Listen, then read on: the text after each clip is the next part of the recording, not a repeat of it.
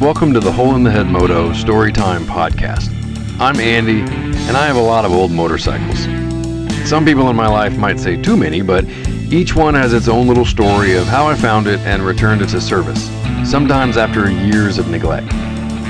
This podcast recalls some of my adventures into the completely unnecessary pursuit of filling the garage with obsolete, loud, and smelly machines. Welcome to Hole in the Head.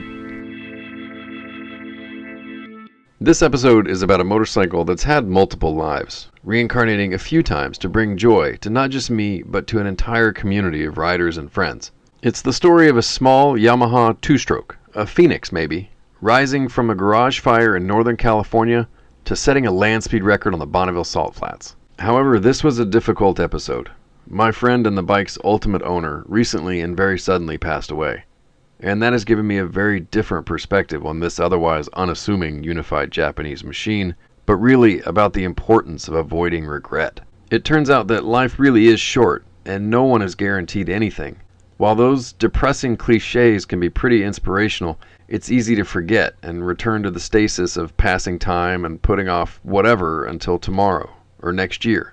But when we do that, sometimes life just happens, and those grand plans become dwindling priorities, or coulda, woulda, shouldas, and eventually regrets. And while my friend's death is heartbreaking, his role in this story is a comforting memory. It reminds me that bold action is the only surefire way to avoid any misgivings for what could have been. Because last year, bold action allowed my friend Eric to overcome fear and self-doubt to set a land speed record on his first trip to Bonneville. A victory that I shared from afar because I had not been so bold. But before we get into the story, a bit about the wheeled protagonist. A 1967 YDS5. This 250cc twin evolved from the earlier YD versions via feedback from a new international market, and more importantly after some Grand Prix wins by its other Yamaha racer cousins. It had some pretty novel features at the time, an auto lube system that alleviated the need for premixing gas and oil, and a great big generator, powering a soon-to-be standard 12-volt electrical system and a very convenient electric start. It's a fantastic little bike, and I've never seen another one out in the wild. So with that, I hope you enjoyed this story of a unique bike and the guy that rode it flat out. This episode is dedicated to my friend Eric and his family. Here's Salted with Fire.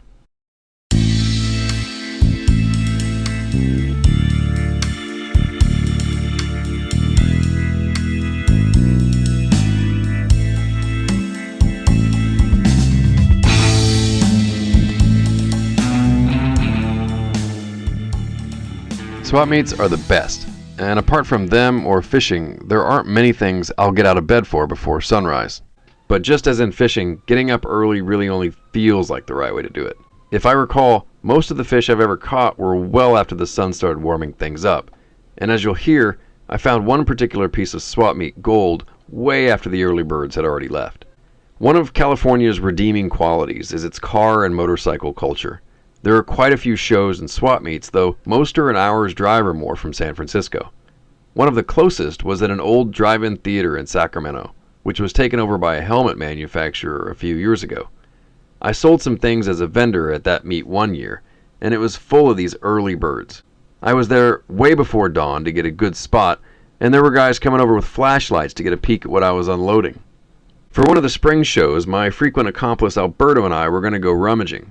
One of us overslept, and then a coffee stop led to a potty break before we even started the 2-hour drive. So when we rolled into Sacramento after 11 a.m., I didn't have much hope for the sale. In fact, vendors were already packing up as we sped through the dusty rows just to see what was left. I was a little surprised that it had ended so quickly, but one particular seller, who seemed to have brought everything he owned to the sale, had already loaded back up. He and his presumably more punctual partner were standing at the back of a lowboy trailer, piled with totes and tankless motorcycles. But there was a small, reddish motorcycle between them, and they didn't seem optimistic about being able to get it on the trailer with the rest. Apparently, they were leaving with more than they came with, and were now having trouble loading this little red monster. When one of them started pulling out the totes to try a different configuration, I could see the bike. It was an old two-stroke, but with a broken tank badge that said, "Aha!" and a torn sheet of notebook paper taped to the headlight. I didn't know anything about these early Japanese two-strokes, the weird ones in the 60s that predate the 70s triples and dirt bikes. They were mostly a mix of chrome tanks with rubber knee pads, but they had exciting names like Big Bear, Catalina, Samurai, and my favorite, the Hustler. All I knew was that the red Aha was one of these early twins, and the notebook paper was a makeshift $200 price tag. One of us said something clever about them getting a good deal with that price, and the trailer owner said, "Oh no, we're trying to sell it." Well, that warranted a closer look. At some point, a small fire had eaten away the rear half of the seat, and what foam remained was now singed in place. The flames had been contained quickly enough, though, but it still managed to bubble the tank paint and crack the glass on the giant gauge cluster mounted in the headlight. The engine kicked through, and when I put my hand over one of the open carburetors, I felt the intake suck at my fingers. The seller said it was a YDS5, but that didn't mean much to me in that moment.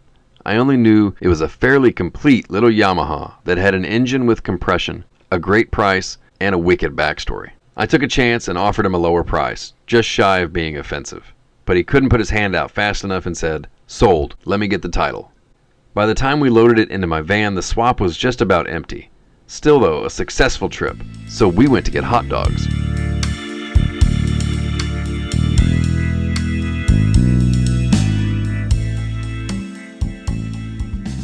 I try not to characterize my vehicles with human traits, but it's funny how an inanimate object can seem to change its mood once you get it home. It's like the act of buying an old car or motorcycle that's been ignored for years and giving it another chance seems to lift its spirits, like it gets a little hope.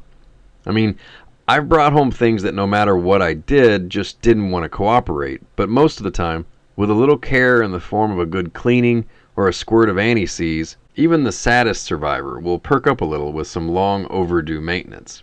My new little YDS seemed pretty eager, though it would never quite get to its final form under my care. In fact, my track record with two-stroke engines in general is pretty spotty.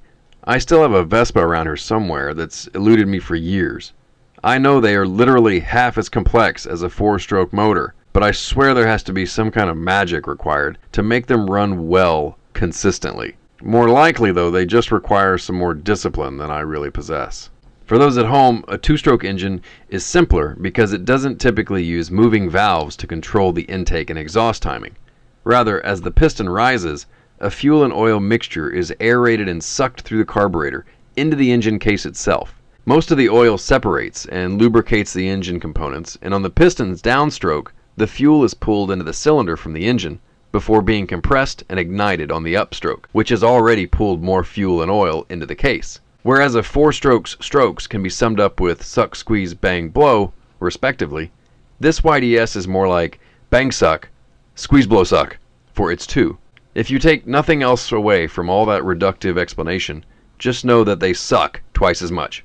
Despite this simplicity, one half of my little twin refused to cooperate.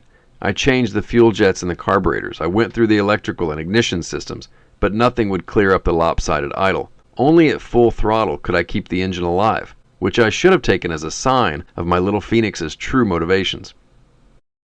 The issue persisted, and while chasing down the misfire culprit, I made use of my work facilities. At the time, I had access to a massive shop that included just about every tool one could need for fabricating. I powder-coated the tank and body trim flat black, and then turned the once chrome side covers a contrasting gloss black, which was a fantastic decision. Everything else came back to life with a wire wheel polish, and with some updated handlebars, the little monster looked insanely cool. But looking cool won't get you home. I only managed a few rides around the block because the last possible cause of the limp was probably the crank seals, which would have been allowing air into the engine case. And I didn't have the time, space, or the gall to get that deep just yet. Without such a surgery, the YDS would just have to get comfortable until the stars were better aligned.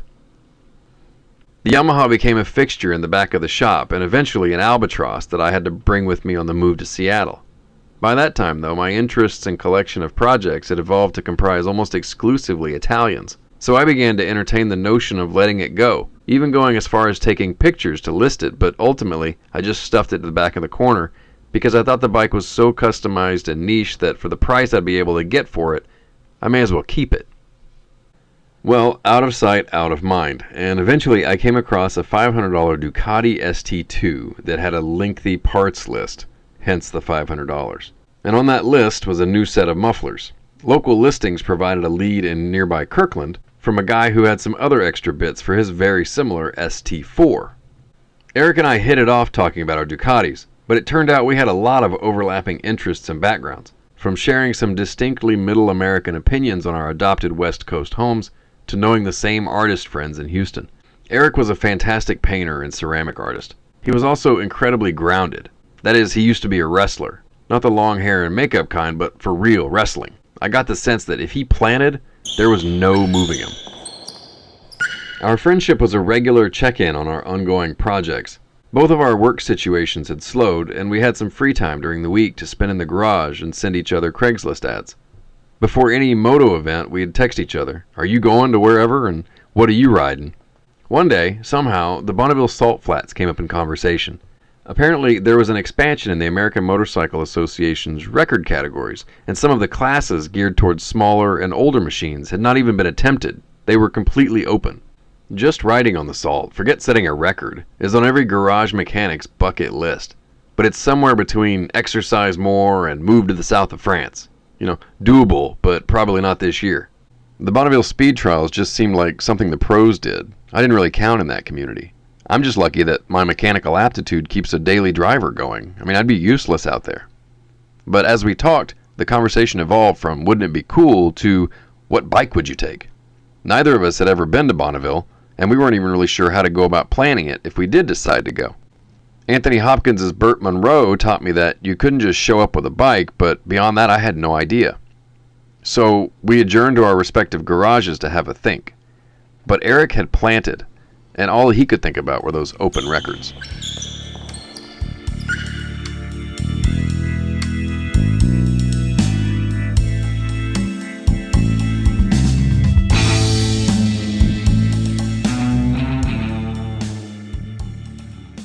Spring brought another swap meet season, and as I headed to one of the few here in Seattle, Eric asked me to keep an eye out for a worthy Yamaha project, as he had become very keen to find a two-stroke twin around 250 cc's that could become his contender for Bonneville. It occurred to me that the stars were now shifting. I sent him one of the pictures I had taken of my YDS5 with a text, "Like this?" And before the weekend had ended, he was in my garage pulling the little Phoenix from the corner. I could tell he was as excited as I had been when I bought it, and while I still wasn't entirely ready to part with my little lopsided monster, it seemed like this bike had been waiting for Eric all along. And really, his plan was way cooler than anything I would ever do to it, so I happily sold it to him. He dove in with an enthusiasm so infectious, he quickly had me convinced to begin building a racer of my own.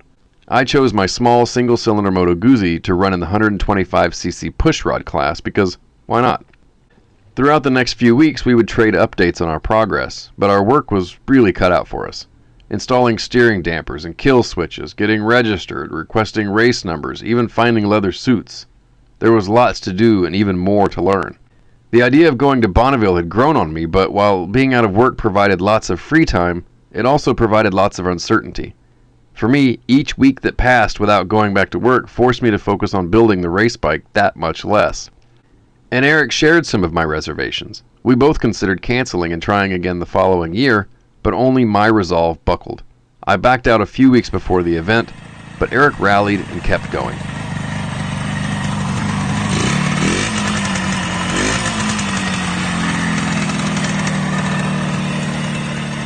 I know I keep anthropomorphizing this motorcycle, but it did seem like the YDS had been waiting for Eric all along, because the updates he sent me quickly became much more impressive.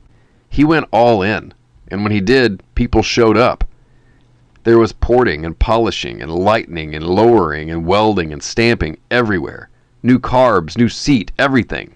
A village of mechanics and Bonneville veterans had suddenly sprouted around him, and in August, Eric took his Salt Racer to set a record.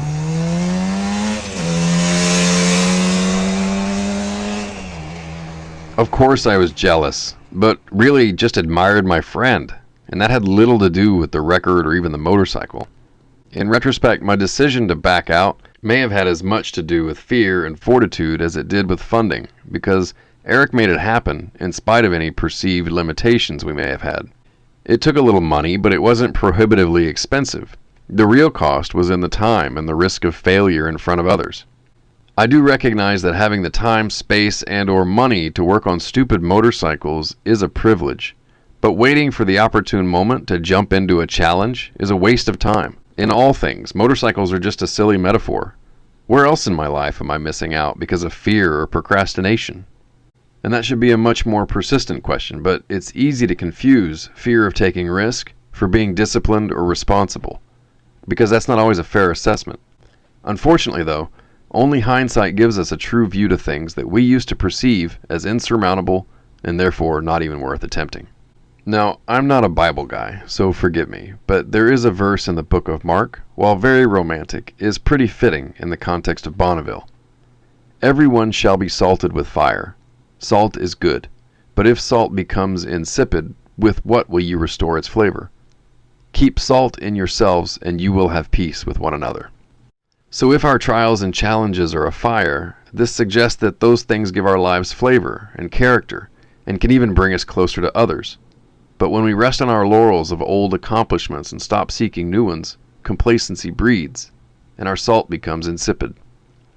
When I found out Eric died, I was floored. All of us were. And as I began thinking backwards through our conversations of the last year, I realized how bold he really had been. Sure, he did the whole Bonneville thing, but he committed to his life. He was present for his family, from coaching his son to making his wife breakfast. He supported his friends, and he put his creativity on display. And those things aren't easy to do every day.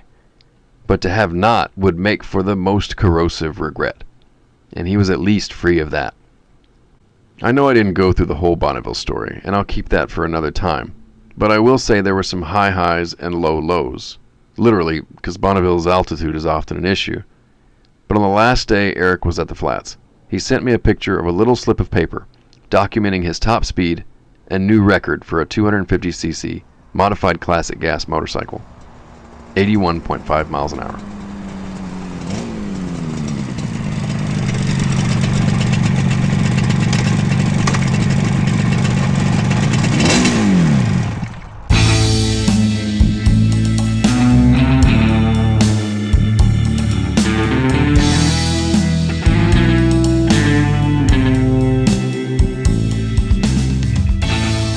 And that is the truth. I want to thank Holly and Jason and Roger and David and Nick and Isaac and Pete and all the guys at Sodium Distortion for making this story what it is. I hope you enjoyed this episode and really the show so far. I've gotten a lot of great feedback and I really appreciate you taking the time to listen. Especially Badger Walt, Jim Sellon, and Monkey Dog. Minky Dog? Thanks for the reviews on iTunes. And remember, this show is about sharing stories, and I'd love to hear yours. Email me, stories@holeintheheadmoto.com, or holler at me on Instagram, @holeintheheadmoto. The next episode is another special one. It's the first listener-submitted story. Be sure to subscribe to hear all the tall tales. You can also visit our website, holeintheheadmoto.com. I'm Andy. Thanks again.